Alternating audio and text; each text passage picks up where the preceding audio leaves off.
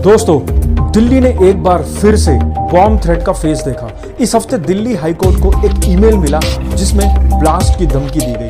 Court premises को immediately evacuate किया गया और दिल्ली पुलिस ने एफआईआर रजिस्टर करके इन्वेस्टिगेशन शुरू की। इसी के पैरेलल ताज पैलेस होटल और कई स्कूल्स में भी सिमिलर ईमेल्स आए थे, जिनमें से कुछ को अथॉरिटीज ने हॉक्स डिक्लेयर कर दिया। हॉक्स यानी झूठी धमकी, डर फैलाने की कोशिश। लेकिन दोस्तों, हॉक्स और असली थ्रेट के बीच का गैप कभी अंडर एस्टिमेट नहीं करना चाहिए। सब जगह इवैक्यूएशन और सर्चेस हुए, लेकिन अब तक कोई बॉम्ब नहीं मिला। मतलब ये नकली धमकी ही थी। Police cyber wing emails trace कर रही है, पर अभी तक किसी ग्रुप या इंडिविजुअल का नाम कंफर्म नहीं हुआ। आपको एक पैटर्न से समझना होगा, ये थ्रेट्स रैंडम नहीं होते। इन्वेस्टिगेशन से पता चला है कि अटैकर्स फॉरेन ईमेल होस्ट्स और टूल्स यूज कर रहे थे। ऑब्जेक्टिव सिंपल है, पैनिक क्रिएट करना, इंस्टीट्यूशंस को पैरालाइज करना और कभी कभी फाइनेंशियल गेन भी लेना, जैसे रैंसम या क्रिप्टो करेंसी डिमांड।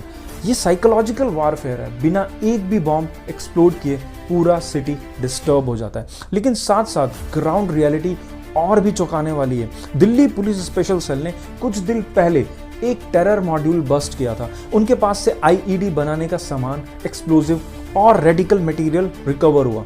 मतलब एक तरफ साइबर हॉक्स है जो सिर्फ फियर जनरेट करता है, और दूसरी तरफ रियल एक्टर्स हैं जो क्राउड, कैजुअलिटीज और सिंबॉलिक इंस्टीट्यूशंस को डायरेक्टली टारगेट करने की कैपेसिटी रखते हैं। तो समझना जरूरी है, hoax threats is equal to सिर्फ पैनिक क्रिएट करना ही होता है, और रियल टेरर मॉड्यूल्स जान ले लेने के इंटेंशन से। और दोनों का टारगेट हमेशा वही होता है जो ज्यादा शॉक वैल्यू क्रिएट करे, जैसे कोर्ट्स, स्कूल्स, होटल्स या सिर्फ बिल्डिंग्स नहीं।